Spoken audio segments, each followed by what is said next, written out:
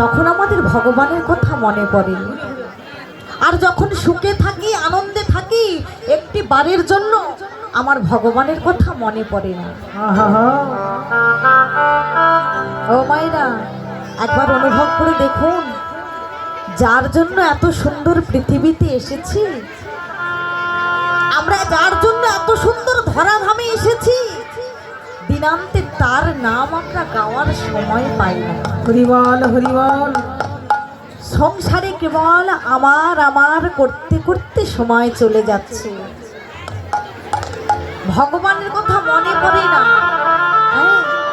কিন্তু যখন দেখবেন আমাদের কেউ আপন স্বজন, আমাদের কাছের কেউ আমাদেরকে ছেড়ে যখন চলে যাবে, হরিবল হরিবল, তখন আমরা ভগবানের কাছে নয়ন জলে কাঁদি। কিন্তু বিনা স্বার্থে কেউ ভগবানের কাছে গিয়ে নয়ন জলে কাঁদতে পারি না।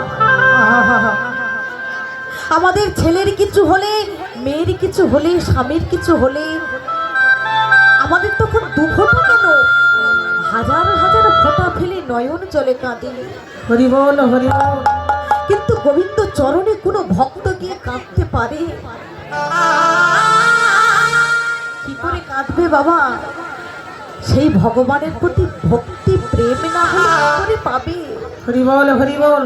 ভক্তি যার, আমার ভগবান কৃষ্ণ তার। হরিবল হরিবল। আর ভক্তি যার নাই, হাজারবার ডাকলেও ভগবান তার কাছে যায় না গো। ভক্তি কার ছিল জানেন মায়েরা?